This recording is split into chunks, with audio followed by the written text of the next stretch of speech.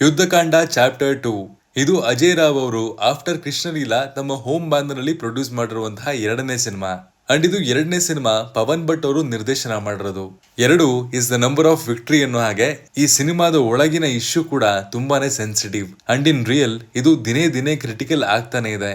And ಆ ಇಶ್ಯೂಗೂ ಈ victory ಸಲ್ಲಿ ಅನ್ನೋದೇ ನಮ್ಮ ಆಶಯ. ಈ ಸಿನಿಮಾ ರಾಜ್ಯಾದ್ಯಂತ ರಿಲೀಸ್ ಆಗಿದೆ.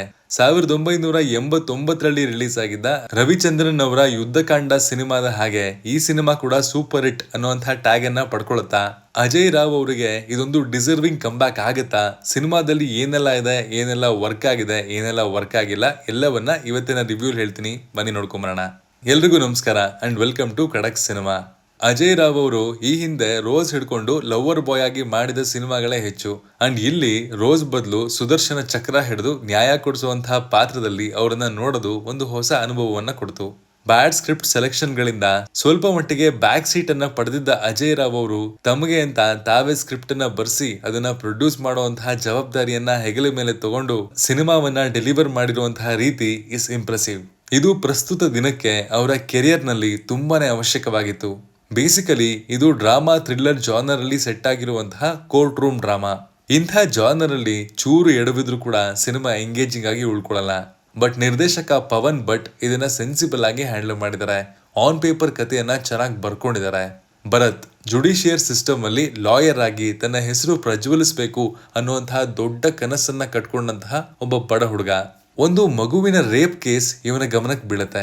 ಆ ಕೇಸು ತಗೊಳ್ಳುವಂತಹ ಟ್ವಿಸ್ಟ್ ಅಂಡ್ ಟರ್ನ್ಸ್ ಈ ಕೇಸನ್ನ ಇನ್ನೂ ಇಂಟ್ರೆಸ್ಟಿಂಗ್ ಆಗಿ ಮಾಡ್ತಾ ಹೋಗುತ್ತೆ. ಅದರ ಸಬ್ ಎಫೆಕ್ಟ್ಸ್ ಆಗಿ ಇನ್ನೊಂದು ಕೇಸ್ ಹುಟ್ಕೊಂಡಾಗ ಅದನ್ನ ಹ್ಯಾಂಡ್ಲ್ ಮಾಡುವಂತಹ ಈ ಭರತ್ ವಿಕ್ಟಿಮ್ ಆದ ತಾಯಿ ಮಗುವಿಗೆ ನ್ಯಾಯ ಸಿಗೋ ಹಾಗೆ ಮಾಡ್ತಾನ ಇಲ್ವಾ ಅನ್ನೋದೇ ಸಿನಿಮಾದ ಪ್ಲಾಟ್ ಪಾಯಿಂಟ್ ಇಂಟ್ರೆಸ್ಟಿಂಗ್ ಆಗಿದೆ. ಕಥೆಯಲ್ಲಿ ಲೇಯರ್ಸ್ ಇದೆ ಅಂಡ್ ನನಗೆ ಇಲ್ಲಿ ತುಂಬಾ ಹಿಡಿಸಿದ್ದು ಅದೇನೆ. ಒಂದು ಸ್ಟ್ರೈಟ್ ಟು ದ ಪಾಯಿಂಟ್ ಕೇಸನ್ನ 2 ಗಂಟೆ ತೋರಿಸಿ ಜನಗಳನ್ನ ಹಿಡಿದು ಕೂರ್ಸೋದು ಬಹಳಾನೇ ಕಷ್ಟ. ಇಲ್ಲಿ ನಿರ್ದೇಶಕ ಪವನ್ ಭಟ್ ಅದನ್ನ ಮಾಡಿಲ್ಲ. ಬದಲಿಗೆ ಆ ಕೇಸಿಂದ ಆಗುವಂತಹ ಕೌಂಟರ್ ಎಫೆಕ್ಟ್ಸ್ ಅನ್ನ ಚೆನ್ನಾಗಿ ಡೆವಲಪ್ ಮಾಡಿ ಅದನ್ನ ಕಥೆಯ ಪ್ರೈಮ್ ಪಾಯಿಂಟ್ ಆಗಿ ತರ್ತಾರೆ, ವಿಚ್ ಇಸ್ ಗುಡ್. ಒಬ್ಬ ನಿರ್ದೇಶಕನಾಗಿ ಕೋರ್ಟ್ ರೂಮ್ ಡ್ರಾಮಾ ಡೈರೆಕ್ಟ್ ಮಾಡೋದು ಖಂಡಿತ ಈಸಿ ಆದ ವಿಷಯ ಅಲ್ವೇ ಅಲ್ಲ. ಅದಕ್ಕೆ ಪ್ರಾಪರ್ ರಿಸರ್ಚ್ ಬೇಕು. ಫ್ಯಾಕ್ಟ್ಸ್ ಗಳನ್ನ ಕಲೆ ಹಾಕಿ ರೆಫರೆನ್ಸ್ ಪಾಯಿಂಟ್ಸ್ ಗಳನ್ನ ಕೇಸಲ್ಲಿ ಪ್ರೂವ್ ಮಾಡಿದಾಗಲೇ ನೋಡೋ ಆಡಿಯನ್ಸ್ ಅದಕ್ಕೆ ಕನೆಕ್ಟ್ ಆಗೋದು. ಆ ಪ್ರಯತ್ನ ಇಲ್ಲಾಗಿದೆ. ಫಸ್ಟ್ ಹಾಫ್ ಅಲ್ಲಿ ಕೋರ್ಟ್ ರೂಮ್ ಸೆಷನ್ಗಳು ಸ್ಟ್ರಗಲ್ ಒಂದ್ ಕಡೆ ಆದ್ರೆ ಬೇರೆ ಸೀನ್ಸ್ ಗಳನ್ನ ಕಾಮಿಕಲಿ ಸ್ಟಿಚ್ ಮಾಡಿದ್ದಾರೆ. ಅದು ಅಲ್ಲಲ್ಲಿ ಬ್ರೀತಿಂಗ್ ಸ್ಪೇಸ್ ಅನ್ನ ಕ್ರಿಯೇಟ್ ಮಾಡಿದೆ. ಅಲ್ಲಲ್ಲಿ ಸ್ಕ್ರೀನ್ ಪ್ಲೇ ಸ್ಲೋ ಅಂತ ಅನ್ಸಿದ್ರು ಕೂಡ ಪಾತ್ರಗಳು ಪಡುವಂತಹ ನೋವು ನಮಗ್ ಫೀಲ್ ಆಗುತ್ತೆ. ಇಲ್ಲಿ ಅಜಯ್ ರಾವ್ ಅವರ ಕ್ಯಾರೆಕ್ಟರ್ ನ ಚೆನ್ನಾಗಿ ಬರ್ದಿದ್ದಾರೆ. ಆ ಪಾತ್ರಕ್ಕೆ ಒಂದು ಆರ್ಕ್ ಇದೆ and in real human touch and conflicts ಇದೆ. ಈ ತರದೊಂದು ಚಾಲೆಂಜಿಂಗ್ ಪಾತ್ರದಲ್ಲಿ ನಾನು ಅಜಯ್ ಅವರನ್ನ ಅವರ ಫಿಲ್ಮೋಗ್ರಫಿಯಲ್ಲಿ ನೋಡಿರೋದು ಬಹಳನೇ ಕಮ್ಮಿ. ಅವರ ಪರ್ಫಾರ್ಮೆನ್ಸ್ ಚೆನ್ನಾಗಿದೆ.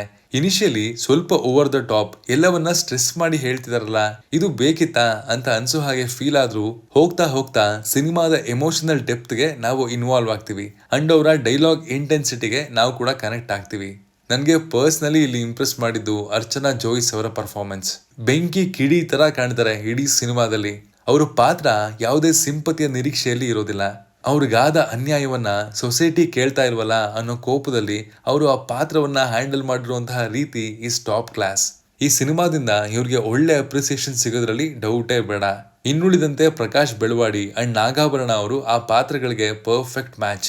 ಇವರ ಎಕ್ಸ್ಪೀರಿಯನ್ಸು ಆ ಪಾತ್ರಗಳ ಘನತೆನ ಹೆಚ್ಚಿದೆ ಅಂತ ಯಾವುದೇ ಡೌಟ್ ಇಲ್ಲದೆ ಹೇಳ್ಬೋದು. ಅಷ್ಟು ನ್ಯಾಚುರಲ್ ಆಗಿ ಕಾಣ್ತಾರೆ.